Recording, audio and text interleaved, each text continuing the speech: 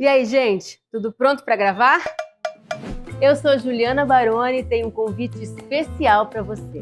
No dia 13 de agosto, uma terça-feira às 20 horas, vai acontecer uma exibição online e gratuita do filme Vai pra Cuba, Eduardo, o primeiro documentário internacional do CF.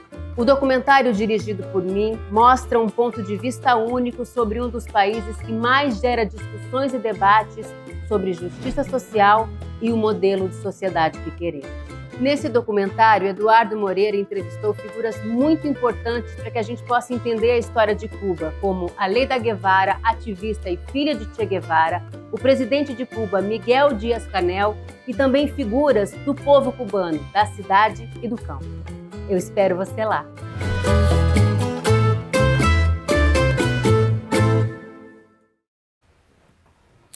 Muito bem, pessoal, terça-feira, 6 de agosto, 7h02 da manhã, ao vivo, horário de Brasília, estamos começando o nosso Desperta SL. Muito bom dia, muito obrigado pela companhia de todo mundo que já está por aí. Estamos ao vivo em todas as redes sociais, nasquelas mais relevantes, que as pessoas mais usam, né? Estamos ao vivo no Twitter, no Twitch, no Facebook e no Instagram, e também, claro, nos nossos canais do YouTube. Se você já está chegando por aí no canal do ICL, no canal do Eduardo Moreira e no canal do Leandro Demore, seja muito bem-vindo, seja muito bem-vinda. Muito bom dia para quem nos acompanha em outras paragens neste mundão de meu Deus. Muito boa tarde, muito boa noite, muito boa madrugada, muito bom meio-dia. Muito obrigado pela companhia de todo mundo. Você já está aí no nosso chat ajudando este programa, né? Passando inclusive informações, né? Volta e meia nós perguntamos para as pessoas que entendem mais os assuntos sobre o que está acontecendo no nosso chat. O nosso chat é sempre muito saudável, né, Jimmy? Ninguém cola chiclete no cabelo do coleguinha, né? E nem fica empurrando também, né? Tudo saudável, né? Uma galera legal, né? Você pode ir assinando os nossos canais, deixando seu like, ativando o sininho, deixando seu comentário, mas também e principalmente, se você puder, compartilhe esse programa com as pessoas que você conhece aí, joga na sua rede social, publica no Twitter, publica no Facebook, coloca lá no seu grupo de discussão do colégio, lá do WhatsApp, para causar já uma celeuma pela manhã, na terça-feira, sempre muito bom, né? Não falamos de política, não vamos politizar as Olimpíadas, pelo amor de Deus, não politiza o esporte, tá bom, gente? Não faça isso sim, politize tudo nessa vida é político, né?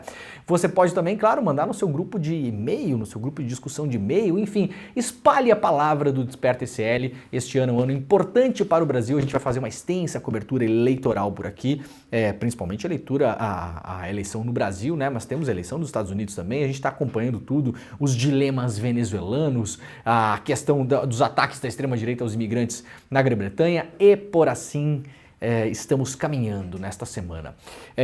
Muito obrigado para todo mundo que nos acompanha na TV aberta. Se você quiser assistir a este programa pela televisãozinha da vovó, você pega o controlinho e procure aí em Salvador, em São Paulo e em Porto Alegre. Nós estamos ao vivo em Porto Alegre na Pop TV, em São Paulo na TVT e lá em Salvador da Bahia e Grande Salvador também pela TV Quirimurê. Estamos ao vivo também em 2 emissoras de rádio. Muito bom dia para quem nos acompanha aí pelo carro, no bom e velho radinho. Muito obrigado pela parceria. Um grande abraço para o pessoal da Rádio Brasil Atual e também da Rádio Heliópolis. Um dia eu quero visitar todas essas emissoras e todas essas emissoras de rádio e televisão, tá? O dia que a gente puder, o dia que eu estiver em Salvador, eu vou lá visitar o pessoal da TV Quirimurê e assim por diante. Beleza? Gente, temos muita coisa no programa hoje, né? Então vamos que vamos, né? Vamos começar com as nossas maravilhas olímpicas, né? Vamos lá para o site do iclnoticias.com.br. Rebeca ganha o ouro no solo em cima de Simone Biles e se torna a maior medalhista brasileira da história. Rebeca Andrade conquistou a sua 6ª medalha olímpica ao ganhar o ouro na prova de solo de ginástica artística nas Olimpíadas de Paris, na França, na manhã dessa segunda-feira. Portanto, ontem, né, a atleta se tornou a maior medalhista brasileira da história, superando a 5 dos velejadores Robert Scheidt e Torben Grael. Tem um sabor especial aí, porque, né, o Robert Scheidt e o Torben Grael, parabéns para eles, né, claro, obviamente, mas é esporte de playboy, né, Odinho? Tem menos graça, né, do que a menina que saiu, né, que foi lá e conquistou, como a Rebeca conquistou. É outra categoria, digamos assim, né? No solo, ela garantiu o ouro ao conquistar a nota de 14,166. Estava todo mundo apreensivo olhando ontem as notas, nota por nota. Primeiro ela fez a sua apresentação lá na trave, né? Todo mundo meio que caiu, até a Simone Biles caiu da trave. A Rebeca fez uma apresentação, não conseguiu medalha na trave, parecia que ia dar, porque depois que a Simone Biles caiu, sempre abre uma vaga ali no pódio, acabou ficando em quarto. mas foi pro solo, ganhou da Bios. Pra vocês terem uma ideia, para quem não acompanhou ontem, a Rebeca ficou com essa nota aqui, né? 14.166, a Bios ficou com 14.133. Um negócio inacreditável. A apresentação da Rebeca foi linda. Teve uma romena que competiu depois dela. Eu acho que deram uma garfada na romena ontem, Jimmy. Eu não entendo nada de Olimpíada, né, cara? Eu não entendo nada, mas acho que deram uma garfada naquela romena lá, cara. Não? Tu não viu o negócio? Ah, não sei não, hein, cara. Se fosse a Rebeca fazer aquela apresentação da romena, a gente ia tacar fogo no país ontem, né? Mas tudo bem. Aí a romena ficou em terceira, depois a outra norte-americana pediu revisão da nota, a Childs, né, se não me engano, que ficou em terceiro, conseguiu a revisão de nota, pulou para terceira, a romena pediu a revisão de nota, não rolou a revisão de nota, eu acho que essa romena ficou em quarto e quinto, as duas romenas. Mas o que importa é a nossa maravilhosa Rebeca.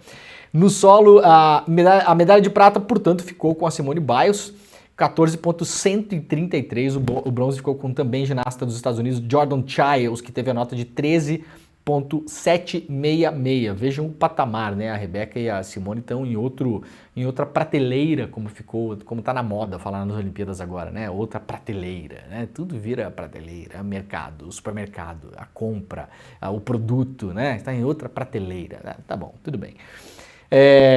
Em Paris, Rebeca já foi vice-campeã olímpica do individual geral e no salto, além de ter conquistado o bronze por equipe. Nas Olimpíadas de Tóquio, a Olimpíada anterior, a nossa Rebeca já havia conquistado o ouro no salto e prata no individual geral. Na Olimpíada de Tóquio, a Simone Biles desistiu de participar.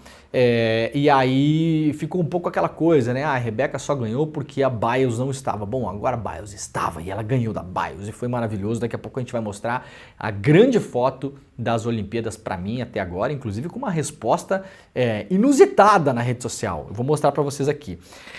Mais cedo a Rebeca tinha ficado em quarto, portanto, no final da trave, né? A Rebeca no solo fez uma apresentação ontem, foi a segunda a se apresentar no solo, logo após a italiana Manila Esposito, que caiu durante a sua apresentação e ficou com uma nota baixa. A estadunidense Simone Biles foi a sétima a competir no solo e ficou, portanto, com essa nota 133, né? 14.133.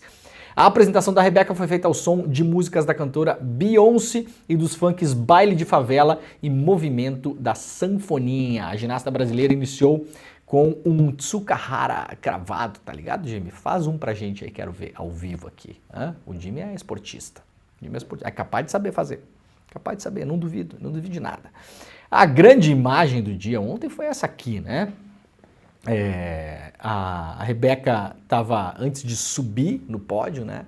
Já estavam as duas atletas dos Estados Unidos e aí a Simone Biles e a Childs haviam combinado então de fazer esse gesto. Depois a Simone Biles até explicou por que fizeram isso, né? Porque falou que a Rebeca é a rainha, Rebecca is queen, ela falou. Maravilhoso. Eu sempre tenho esperança de que a gente pode aprender alguma coisa nesses momentos, né? Porque a gente passa todo o tempo, o ano todo aqui, principalmente no Brasil, é futebol. E o futebol, assim, eu amo futebol, mas é aquela coisa, né, cara? É porradaria e individualismo, apesar de ser um esporte coletivo, né? É individualismo, é mercado, é quanto vale, é quanto foi vendido, é o salário que ganha, é pro time que vai, é reclamação de juiz, cara, é assim, em termos educacionais, vamos dizer que o futebol profissional tira-se pouco dali, né?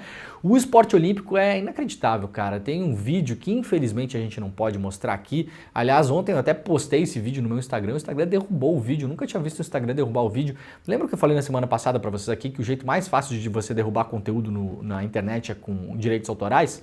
Cara, eu postei esse vídeo ontem, deu, sei lá, 2 minutos, o Instagram tirou do ar porque fere os direitos autorais, né? E aí é um vídeo maravilhoso de algumas ginastas que estavam ali, atletas de outros países que estavam competindo, inclusive, contra a Rebeca, né? Para tentar ganhar a medalha que eventualmente ela ganhou, assistindo a apresentação da Rebeca, vibrando, batendo palma, todo mundo se congratula ali, é tudo muito bonito. Cara, a Simone Biles, eu fiquei ainda mais fã dela, porque ela é um fenômeno, né? Na Olimpíada do Rio, se eu não me engano, ela levou 4 ouros e 2 pratas, ela é realmente um fenômeno da ginástica e fazendo esse gesto lindo ontem, né? Falando, inclusive, né, que estava muito feliz por serem 3 mulheres negras no pódio, né? Isso nunca aconteceu na história. Então, estava todo mundo muito feliz, todo mundo torce muito uma para outra também. É claro que todo mundo quer ganhar a medalha, mas não há aquele mal-estar que tem nos outros esportes. Tem um vídeo também da Simone Biles, que a gente também não pode mostrar aqui, infelizmente, né? A Simone Biles aguardando a nota dela e falando, eu acho que a Rebeca ganhou, eu acho que ela ganhou. E aí veio a nota, a Simone ficou em segundo, e aí vai lá, cumprimenta a Rebeca. É tudo muito legal de ver. A gente viu isso no Brasil também, em Tóquio, principalmente no skate, né? Quando a nossa skatista, a Fadinha, né? Ela estreou, assim, todo mundo torce para todo mundo, os atletas não torcem para os outros caírem, por exemplo, porque você pode se machucar numa queda dessas.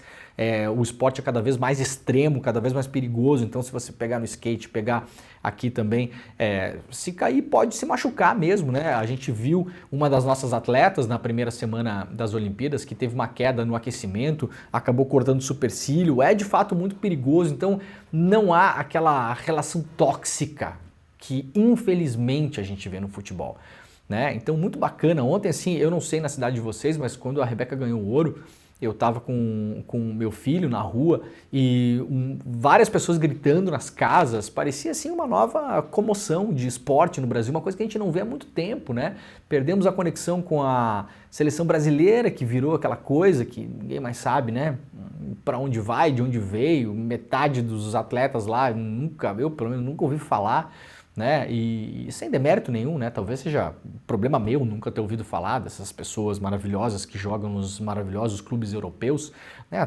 Mas também não muda nada na minha vida eu não saber quem são essas pessoas, né? Então a gente perdeu a conexão, a gente sempre teve esportistas aí no topo que a gente ficava torcendo. Talvez a Rebeca possa reacender essa chama, isso eu achei muito bonito ontem, fiquei bem impressionado na rua, ouvindo as pessoas nas casas, né, vibrando com a medalha dela. Ela realmente é hoje a nossa grande rainha do esporte, né, com essa imagem maravilhosa. O inusitado ontem foi o Museu do Louvre respondendo ao Comitê Olímpico. Olha só, o Comitê Olímpico postou a foto, né?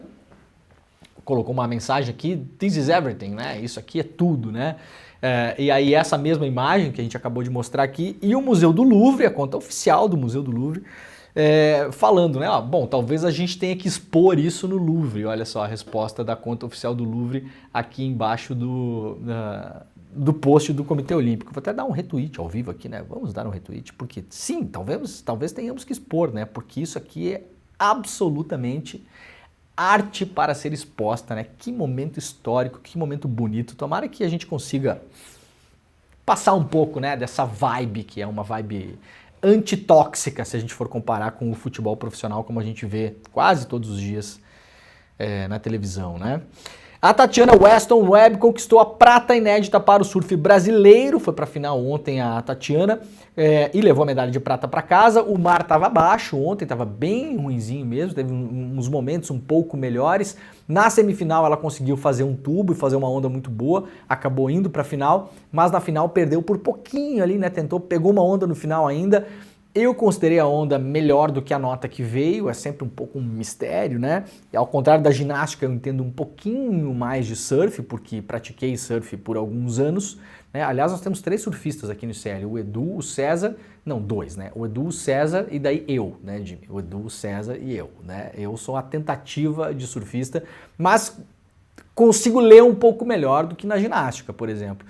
Achei a nota meio baixa para a onda que ela pegou uma boa onda no final, era a última tentativa dela de conseguir o ouro, mas não deu, prata, maravilhoso, incrível, tá ótimo, né?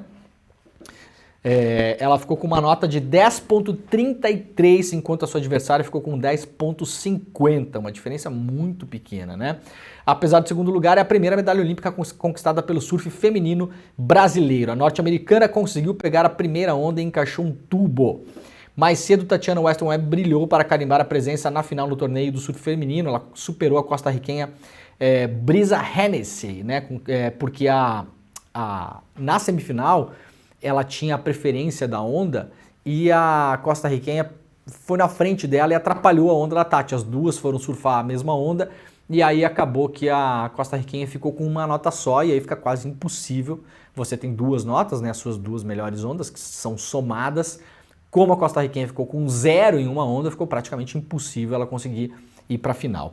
Então, parabéns, né? Aliás, as mulheres que estão trazendo quase todas as medalhas, né?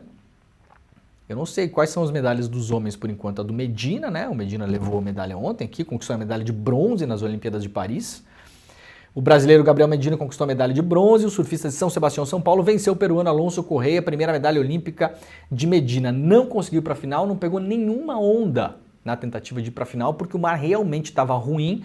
O seu concorrente pegou uma onda, a primeira, depois o Medina ficou tentando pegar onda, não conseguiu mais, não veio onda, né? E aí não conseguiu ir para a final também, mas ficou com o bronze. Aqui até destacado no slnoticias.com.br, uma bateria sem ondas para o Medina teria condições técnicas de tranquilamente para a final Medina e talvez com alguma tranquilidade ser o campeão das Olimpíadas. Infelizmente não deu. Bronze para o Medina também, então mais 2 medalhitas, ontem 3 na verdade, né? A da Rebeca, a da Tatiana e a do Medina. Quais foram os homens que ganharam até agora, Jimmy? O Medina, quem mais? Só? Só o Medina. Só ele de homem, né? O resto é tudo medalha de mulheres, né? Eu acho que é isso, cara. Vocês lembram aí, gente? Né? Quem tá nos comentários pode nos ajudar aí. Mas se eu não me engano, teve uma medalha masculina por enquanto só, até agora. Ah, não, teve uma no judô também. Teve uma no judô, um bronze, eu acho, no judô, né? E só também, né, de homens, por enquanto. Bom, vamos lá. Isaquias Queiroz e Jack são ultrapassados no final e vão às quartas na canoagem 500 metros. Foram ultrapassados nas últimas remadas, vão disputar as quartas de final na canoagem de velocidade.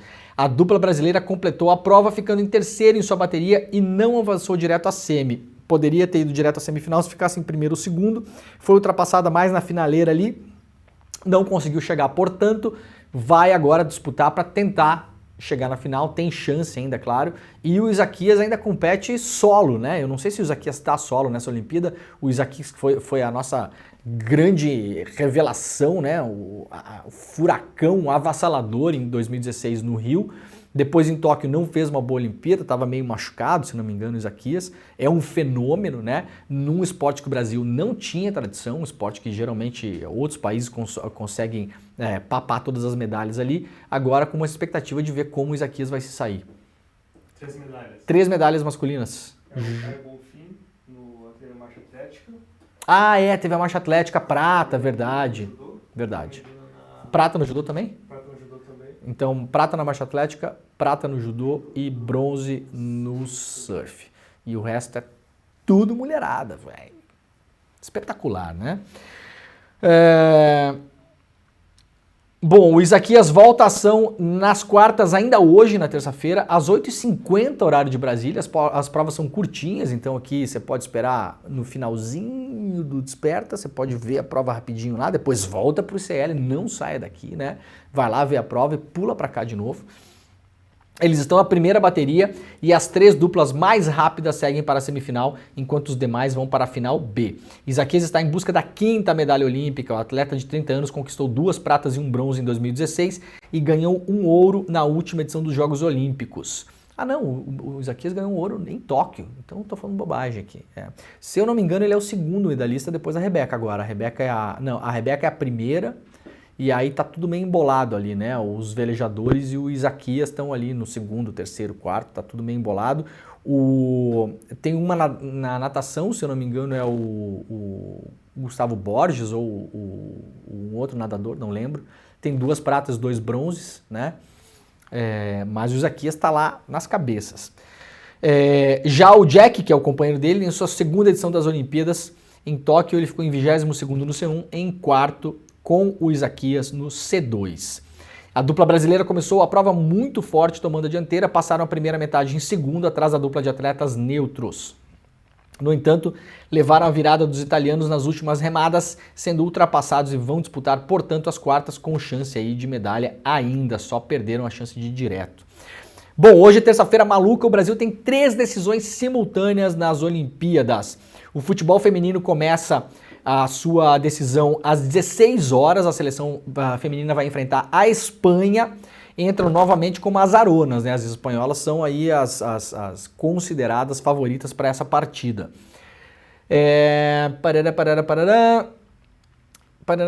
Na fase de grupos, as brasileiras foram derrotadas pelas atuais campeãs mundiais em 2-0 em um jogo com expulsão de Marta. O basquete masculino também entra em quadra meia hora depois, às 16h30, e vamos jogar contra o Dream Team dos Estados Unidos. Muita gente considerando aí, eu não acompanho o basquete, mas considerando essa seleção dos Estados Unidos, o Jimmy deve saber, né?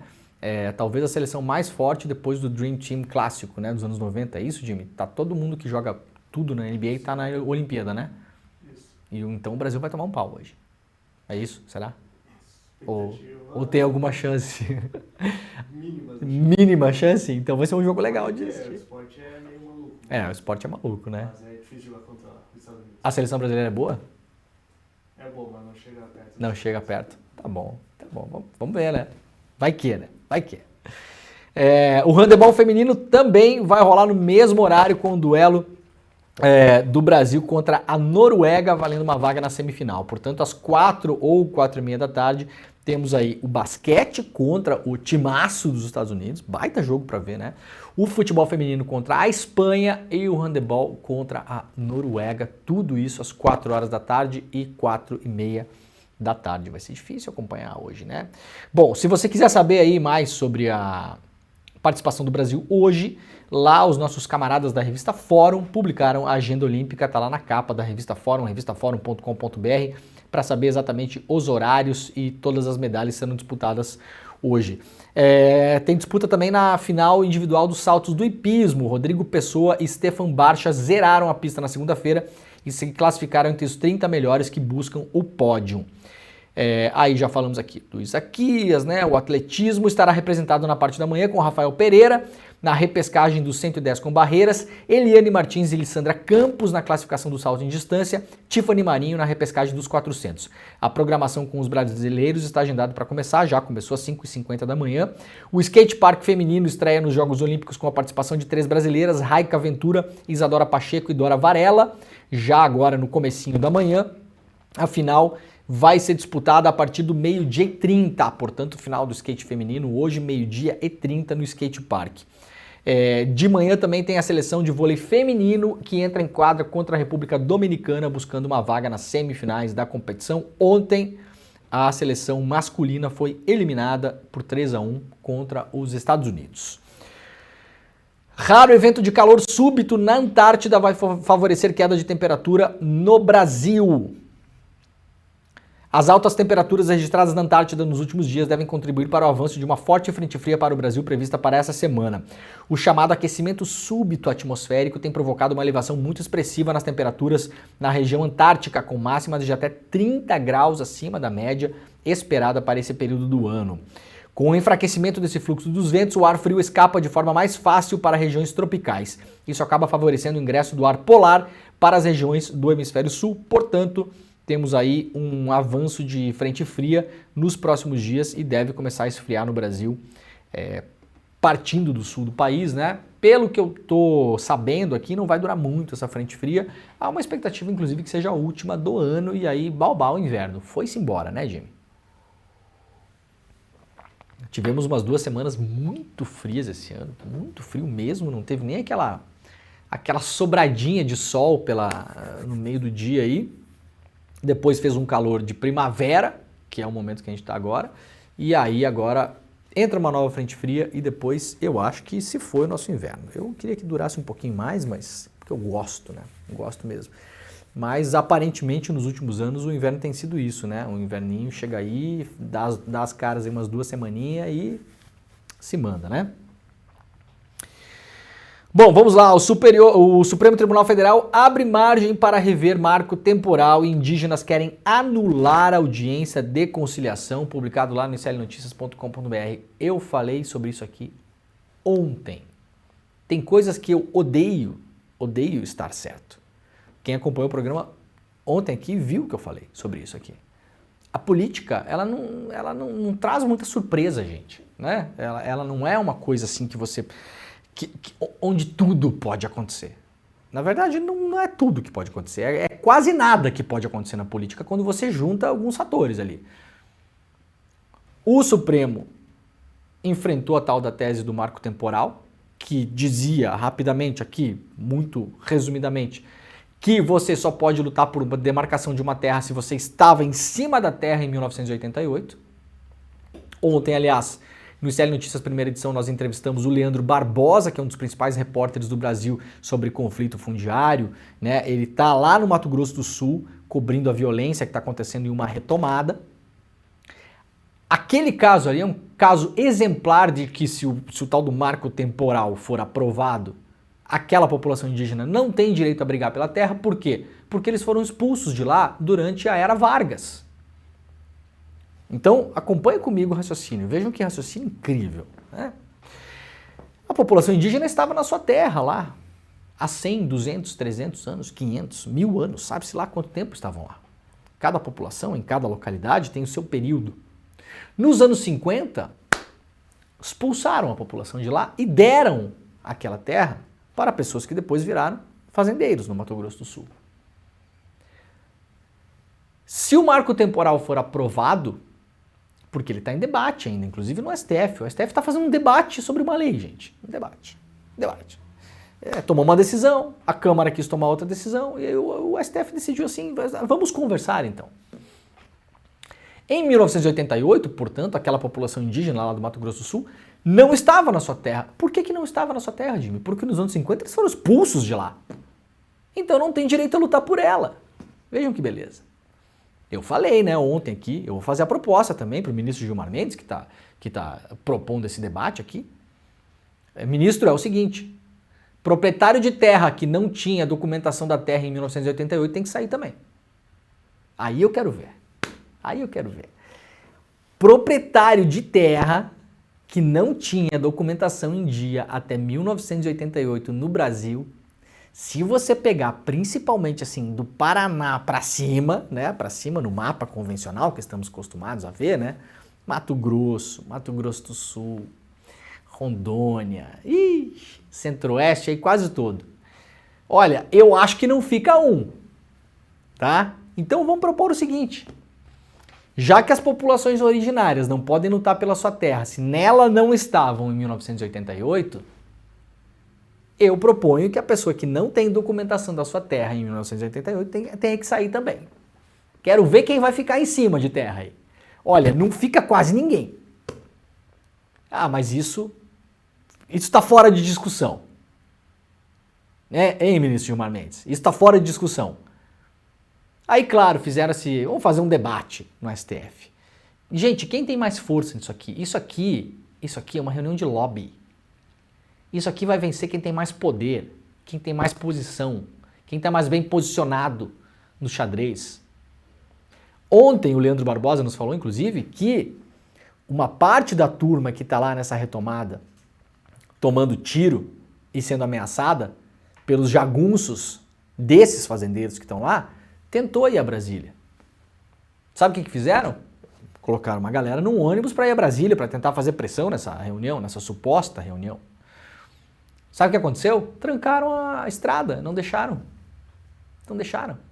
O Leandro Barbosa falou que na cidade, inclusive, quando eles tentam comprar combustível, os postos de gasolina não vendem combustível para eles. Então, obviamente, isso aqui é uma luta desigual. Eu falei sobre isso ontem aqui. Era óbvio o caminho que ia tomar essa história. E agora, claro, o STF abriu margem para rever a própria decisão de setembro de 2023, que declarou inconstitucional a tese do marco temporal. O relator do processo, Gilmar Mendes, criou uma comissão de conciliação para tentar um consenso entre povos originários do agronegócio sobre o tema. Realizou a primeira audiência na segunda-feira. A articulação dos povos indígenas, no entanto, pediu ao magistrado que anule a tentativa de conciliação e fez duras críticas ao magistrado. O STF derrubou o marco temporal em 23 e logo após o Congresso aprovou uma lei para restabelecer a tese segundo a qual a demarcação dos territórios deve respeitar a área ocupada até 1988, disse a APIB sobre essa reunião. O despacho do ministro Gilmar Mendes sugere que o ataque do sistema político aos direitos constitucionais dos povos indígenas merece ser ponderado em uma mesa de conciliação. Na prática, premia-se a desobediência, a infidelidade à Constituição e o descompromisso com a própria Constituição. O ministro, por sua vez, fez um discurso em que tratou a audiência como uma possibilidade de pacificação do tema, que divide indígenas e o agronegócio há anos. Gilmar disse que é curioso observar que a instauração da comissão tenha gerado protestos de vozes que rotulam esta mesa de debate como bazar de negócios. Olha, ministro, é o senhor que está falando, viu?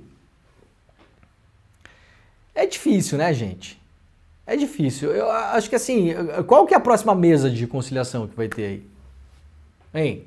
Vamos fazer uma mesa de conciliação entre as velhinhas que sofreram golpe de cartão de crédito do Pix e os golpistas? Quem sabe? Não, porque tem um debate. Um debate aí, né? Não tem um debate? Não tem um debate aberto em relação a isso também? Podemos abrir esse debate. Bom, o Congresso pode aprovar lá uma lei, uma emenda constitucional, dizendo que o golpe do Pix está liberado no Brasil. Assim como estão inventando história em relação às terras, podem inventar história ao golpe do Pix. Aí o STF, em vez de ir lá e botar as cartas na mesa e falar, não, isso aqui é inconstitucional, não é previsto na Constituição, não existe essa história. Essa história é inventada. Uma história inventada. Então a gente pode fazer um debate, né, o Jimmy? De um lado ficam as velhinhas lá, que foram sofrer o golpe do Pix. Do outro lado fica o cara que deu o golpe do Pix, né? O que tu acha? Uma boa ideia, né? Né? Não, acho que vamos começar a instituir isso no STF. Fazer várias mesas de debate em relação a isso. Aos donos de automóvel e o ladrão de carro. Também podemos fazer um debate, né? Ora, ministro. Bom, eu falei ontem o caminho que ia tomar isso aqui, né? Ai. Nos bastidores, entidades ligadas às duas partes acham improvável que se chegue a um consenso sobre o marco temporal. No entanto, a expectativa de que o diálogo facilite a construção de uma solução sobre outros trechos da lei aprovado pelo Congresso no final de 2023. Um deles diz respeito à regulamentação para pagamento de indenização prévia a proprietários de terrenos em locais ocupados tradicionalmente por indígenas, o que já foi aprovado pelo STF e pelo Legislativo e é atualmente rechaçado por entidades que representam os indígenas. Outro ponto é a possibilidade de haver atividade econômica em terras de povos originários em cooperação com povos não tradicionais. Ontem, Gilmar Mendes tentou tranquilizar os povos originários sobre a criação da Comissão de Conciliação. As entidades, claro, criticaram. A matéria completa está lá no iclnoticias.com.br. Lira privilegia ruralistas na Comissão do Marco Temporal no STF e deixa Célia Chacriabá na suplência. Claro, porque parte da comissão foi escolhida pela Câmara. A Câmara colocou quem lá, gente? Hein? O Mário Juruna? Não. A Célia Chacriabá? Não. Colocou quem lá? A Sônia Guajajara? Não. Quem o Lira vai colocar? O Lira, presidente da Câmara, que no ano passado, depois da decisão do STF, falando que o tal do marco temporal era inconstitucional, foi lá e aprovou uma lei para tensionar com o STF, de novo. Aí o STF teria que tomar outra decisão, dizendo, não, vocês estão loucos, isso não existe, vocês estão inventando uma história. Eu queria saber muito quem está ganhando por trás desse... Bom, o Lira é dono de terra, né? O Lira não tem negócio de boi lá, não é pecuarista, né? Deve estar rolando assim por baixo da mesa, assim a passação de mala até não poder mais. Até não poder mais. Claro, não em relação ao Arthur Lira.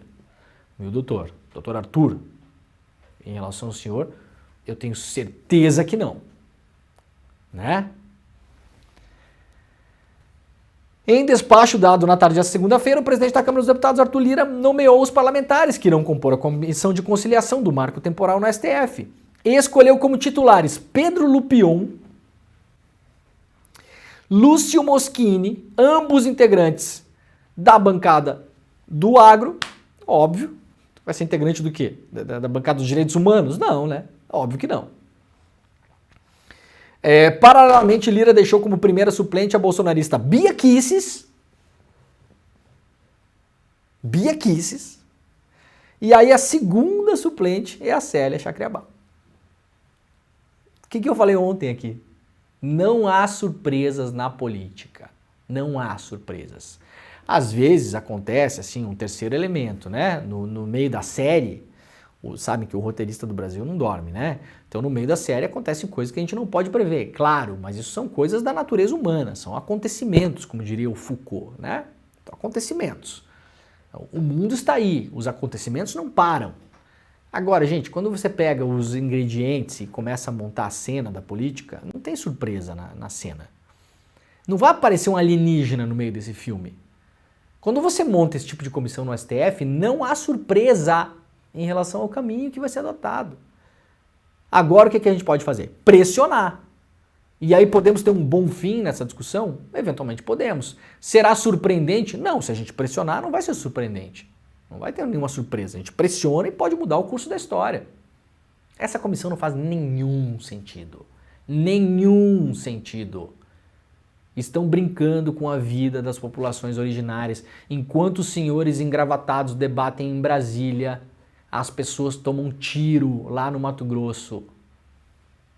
São aterrorizadas nos vídeos que mostramos ontem no ICL Notícias, primeira edição. Aquele monte de caminhonete com luz ligada e motor bombando de madrugada, como se fosse uma cena de Mad Max. Tá? Com ataque contra crianças e adolescentes, inclusive. Uma senhora de 62 anos tomou um tiro nas costas ontem, a gente mostrou a imagem aqui. Pessoas que não têm o que comer. O Leandro Barbosa, repórter, quando ele chegou lá, a primeira coisa que aconteceu foi uma criança ficar olhando para ele e apontando para um fogão a lenha, pedindo comida. Que debate que a gente vai fazer sobre isso? Qual debate? Já viu pessoa de barriga vazia debater alguma coisa? Essa comissão é surreal. Surreal. E fico por aqui, para dizer o mínimo. É um absurdo que eu, disse a Célia Chacriabá, que ocuparia um lugar legítimo da defesa dos povos indígenas, ir para essa mesa de conciliação para ser suplente da bancada ruralista, de 2 membros que são líderes da frente parlamentar do passar a boiada e que têm interesse direto no marco temporal, porque não me surpreende que os 2 que foram escolhidos pelo Lira sejam inclusive fazendeiros. Então assim, a Câmara podia escolher 2 pessoas para participar da mesa de debate e 2 suplentes. Por que não? Então, um ruralista, já que são representados na Câmara, e um indígena? Não. 2 ruralistas. Qual o balanço que tem um negócio desse? Foram eles, disse a deputada, que pressionaram em votar em regime de urgência o marco temporal ainda no mês de abril do ano passado e depois foram eles que pressionaram para votar o mérito. Eu imagino que a sociedade brasileira também receba isso com indignação.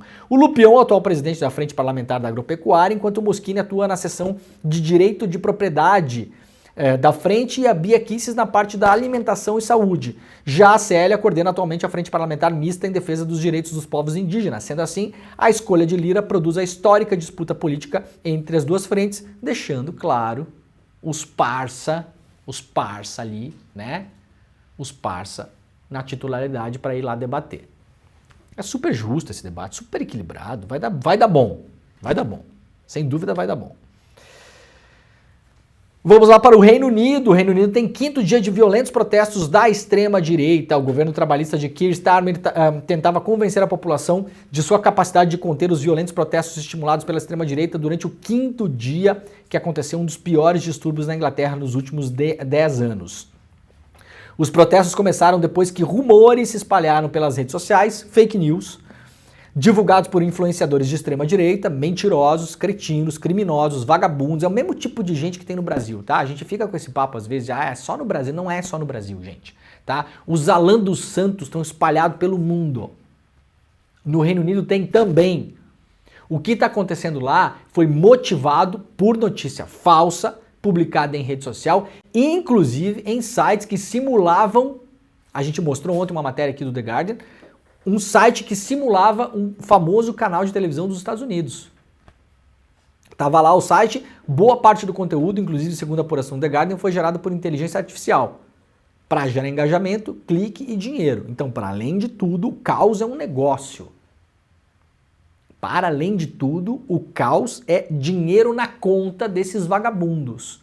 Debate-se cada vez mais também no Reino Unido o papel das redes sociais. Isso que o Reino Unido já aprovou uma lei muito parecida com o que a gente não aprovou aqui no Brasil, que é o PL 2630. Né? Que eu não me canso de falar do PL 2630, vocês já devem estar enjoados, mas eu não vou parar de falar sobre o PL 2630. Porque no Brasil a gente teve a chance de aprovar uma lei muito parecida com a que foi aprovada no Canadá, na Austrália, na União Europeia, na Grã-Bretanha, e não quisemos.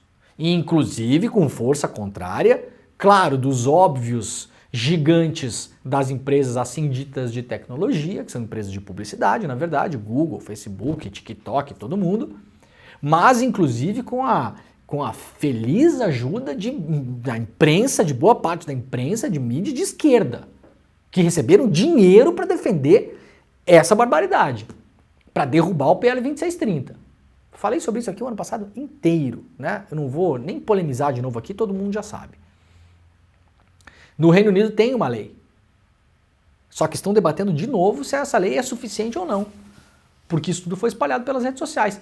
Quando começaram os distúrbios lá, um youtuber desses famosos influencers de extrema-direita foi visto na cena da confusão, do terrorismo doméstico, que é o que está acontecendo no Reino Unido, e depois postou aquele vídeo no YouTube e em poucos minutos tinha 30, 40, 50 mil visualizações.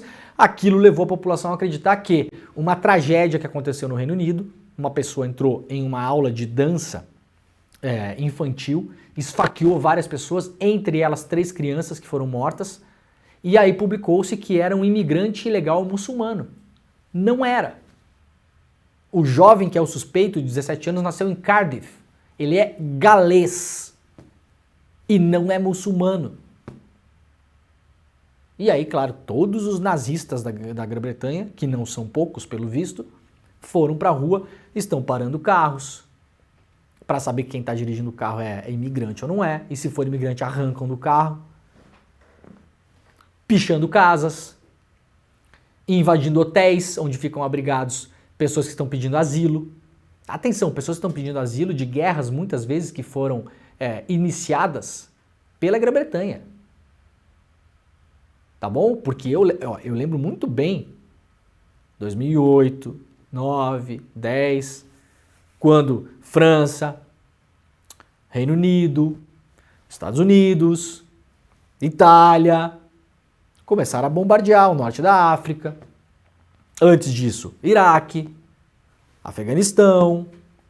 Então essas guerras que esses países colonialistas promoveram lá geraram uma massa de refugiados que agora não podem ser aceitos nos países que promoveram a guerra, que ganharam dinheiro com a guerra, que movimentaram a máquina, o complexo industrial militar.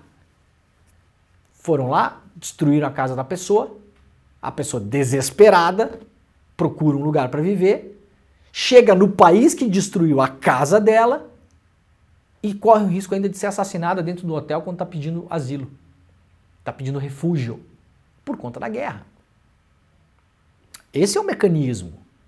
Esse é o mecanismo. O que acontece na Grã-Bretanha agora? Neoliberalismo no talo, nas últimas décadas. Brexit, lembram da votação que aconteceu na Grã-Bretanha para tirar o Reino Unido da União Europeia? Tiraram o Reino Unido da União Europeia. Muito alimentado, inclusive muita gente que estuda o tema diz que esse é o laboratório de uma eleição movimentada por fake news, onde emergiu a figura do Nigel Farage, que é um dos líderes da extrema-direita, que aliás está metido nessa zona toda agora lá, influenciando, jogando gasolina no fogo. Bom, saíram da União Europeia. O que aconteceu na União Europeia?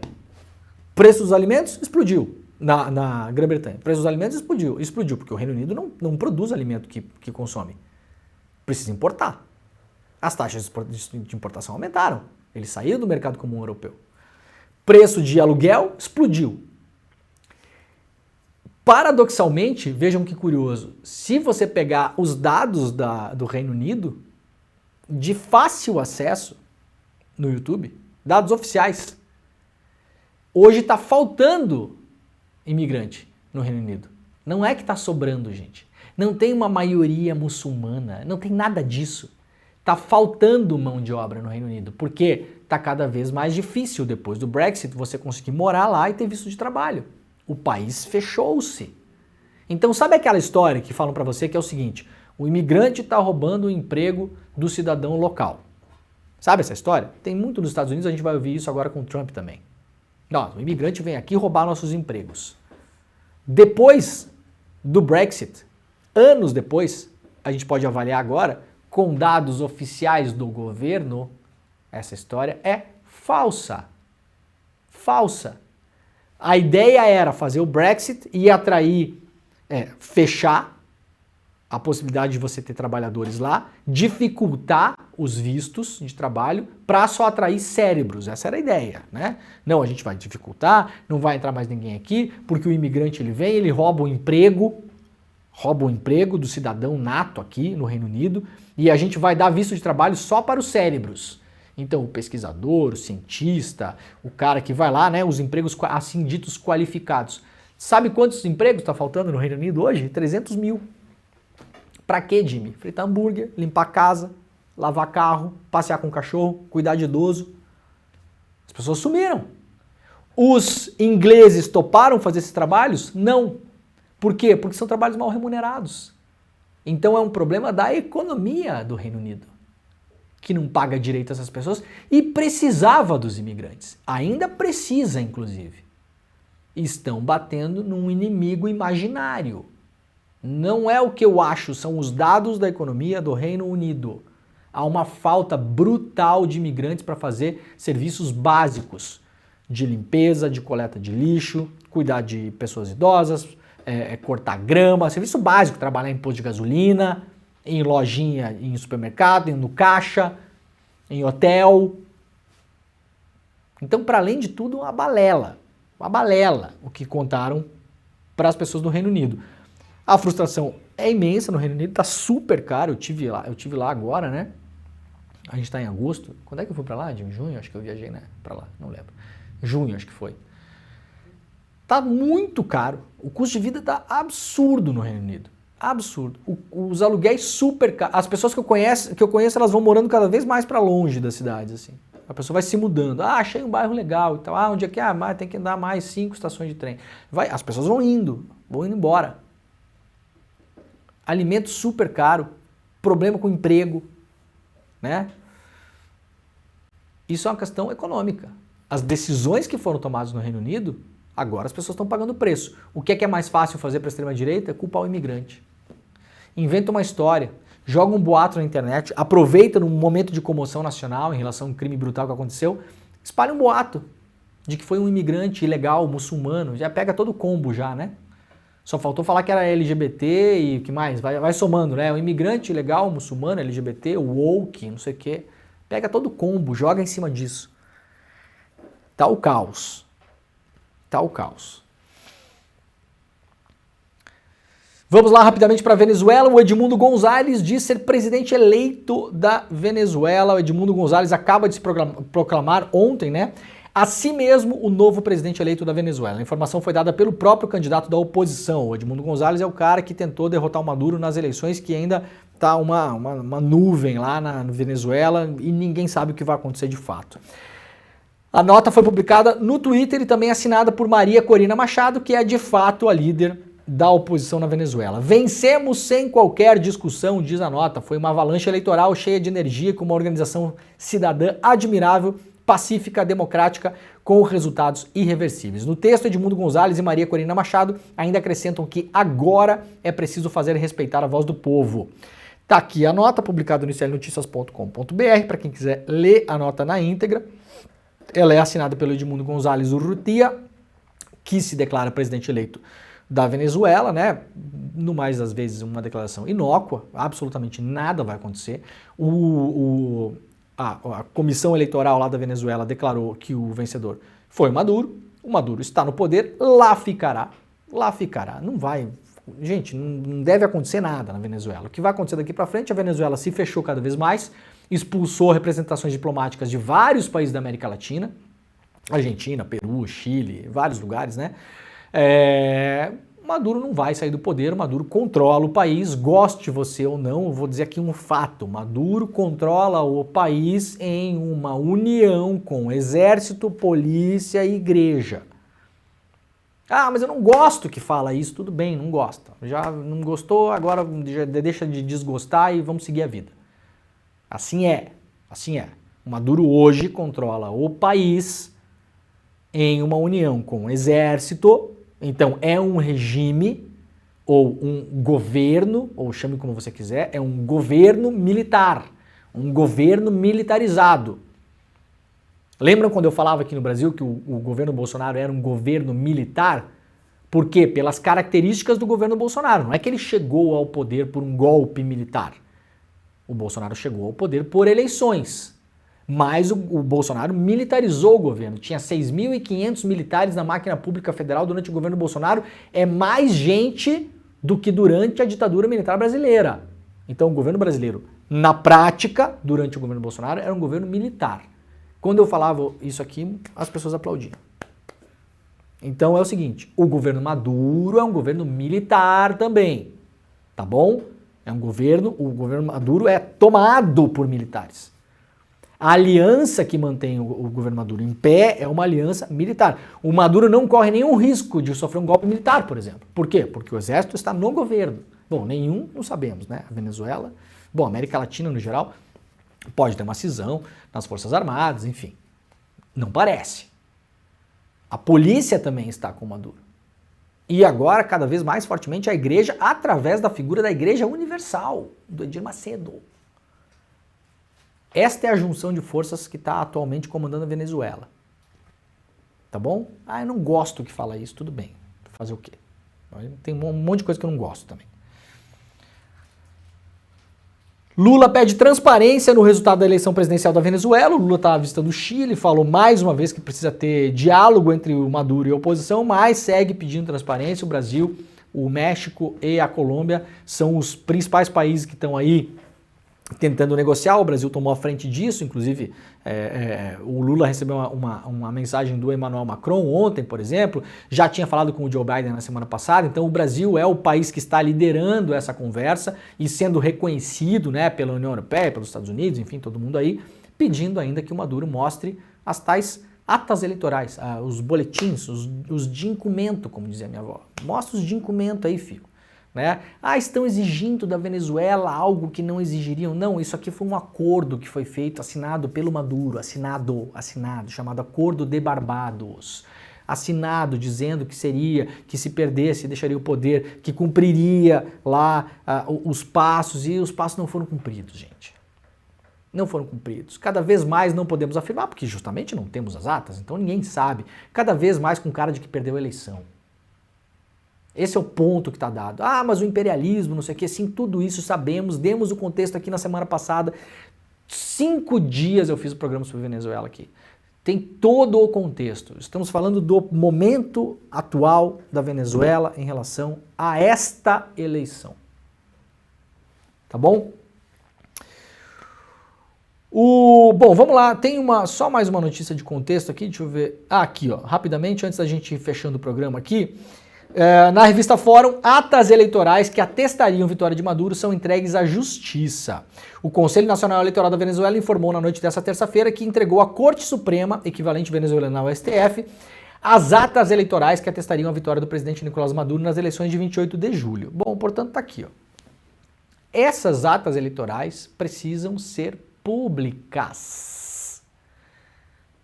Entregar para o Supremo lá na Venezuela é diversionismo, é ganhar tempo, é ludibriar, esse joguinho de fumaça, é jogar o estralinho aquele da fumacinha no chão e sair correndo. Por que eu vou repetir isso pela 1000ª vez? Essas atas são iguais aos boletins de urna aqui no Brasil. O que acontece no Brasil quando termina uma eleição? Você vai no site do TSE e pode consultar todos os 480 e picos mil boletins eleitorais de todas as urnas do país para saber quantos votos cada candidato fez em cada urna, em cada sessão eleitoral. Isso é público, está na internet, no Google. E é isso que a Venezuela tem que fazer e não colocar... Se o Conselho Nacional Eleitoral mandou para o STF, então ele tem esses documentos. Por que de acha esse negócio não está público? Público para as pessoas conferirem. Cada boletim tem um QR Code, tem um hash code, ele é assinado pelos fiscais de mesa para... Por quê? Porque isso não pode ser visto por todo mundo, pela população local, inclusive. Lembram a autodeterminação dos povos? Como a pessoa vai autodeterminar o seu destino como um povo se ela não tem acesso aos documentos da votação, gente? Difícil, né? Olha, para fechar o programa de hoje, e a gente vai explorar, claro, isso mais no ICL Notícias primeira edição, a Juliana Dalpiva traz uma notícia importante aqui. Ela segue no pé do Carlos Bolsonaro, no ótimo sentido, aliás, na investigação dos dinheiros misteriosos da família Bolsonaro, que é um prodígio, né? Um prodígio da feitura da grana, né? Carlos Bolsonaro ganha 1.200.000 com venda de imóveis, mas só declara 687 mil ao TSE. O filho do Jair Bolsonaro vendeu 2 apartamentos que havia declarado na eleição de 2020. Isso aqui faz parte de uma série de matérias que foi publicada pela Juliana Dalpiva sobre o dinheiro do Carlos Bolsonaro e o seu misterioso cofre, cujo ele frequentava assim com muita assiduidade, digamos, né? Em momentos decisivos da vida da família Bolsonaro. Antes de comprar apartamento, antes de fazer um negócio, aqui e ali, estava sempre lá no cofre. Numa agência do Banco do Brasil no centro do Rio de Janeiro. No cofre, pegando dinheiro vivo, saindo com maletas, com mochilas, com sacolas, com bolsos cheios de dinheiro, muito comum, inclusive no centro do Rio de Janeiro. A pessoa encontra você, se você não está com uma mochila cheia de dinheiro, a pessoa pergunta, nossa, mas o que aconteceu? Você não está com a sua mochila carregando o seu dinheiro? Hoje é super comum no centro do Rio de Janeiro, né? É uma tradição, o Carlos Bolsonaro estava apenas cumprindo lá a tradição. Muito bem, o programa está acabando. Só para lembrar rapidamente, teremos ainda falta uma semana, olha só, falta uma semana para a gente exibir no ICL, online, para todo mundo, exclusivo, gratuito, a exibição do nosso documentário Vai pra Cuba, Eduardo, o primeiro documentário original internacional do ICL, gravado em Cuba, com equipe local, uma das maiores escolas de cinema do mundo, direção da Juliana Baroni. Tanto mandam a gente pra Cuba que o Edu foi. E o ICL vai mostrar pra vocês, pra todo mundo aqui, o que é Cuba hoje. O que é essa mítica Cuba, sobre a qual não temos praticamente nada de informação e muita fake news. Na semana que vem, quarta-feira, às 8 horas da noite, exibição global, ao vivo, online, para todo mundo. É só entrar em despertasl.com.br, colocar o seu e-mail e clicar no botãozinho para ser avisado. É isso, Jimmy? Terça-feira? Perdão, terça-feira, às 8 horas da noite. Então falta menos de uma semana. Terça, 8 horas da noite, despertasl.com.br, coloca o e-mail, vai lá, despertasl.com.br, faça agora rapidamente, é só abrir, colocar o e-mail, apertar um botão, tá resolvido, 3 segundinhos, você vai ser avisado ou avisada por e-mail antes da exibição do filme, vai ser espetacular. Já estão batendo aí quase 100 mil pessoas inscritas para assistir o filme. Vocês imaginem o tamanho desse negócio, o filme tá lindo, espetacular, super informativo, é mais um grande evento que só o ICL faz aqui no Brasil, tá bom? Voltaremos amanhã às 7 horas da manhã, horário de Brasília. Muito obrigado para todo mundo, um beijo, tchau. Entre a utopia e o inferno, essa é a situação de um país que desperta tantas paixões, amado por tantos, odiado por outros. Estamos falando de Cuba. No dia 13 de agosto, uma terça-feira, às 8 horas da noite, o ICL, Instituto Conhecimento Liberta, tem o prazer de lançar o seu primeiro documentário internacional. Uma superprodução. Vai pra Cuba, Eduardo! Dos mesmos montadores de Lei da Selva e Tropa de Elite 2, do mesmo roteirista brasileiro que concorreu ao Oscar, um filme que vai ficar marcado para sempre na sua cabeça. Não perde não, é uma exibição única. Chame seus amigos e amigas para assistir também. Dia 13 de agosto a gente está junto.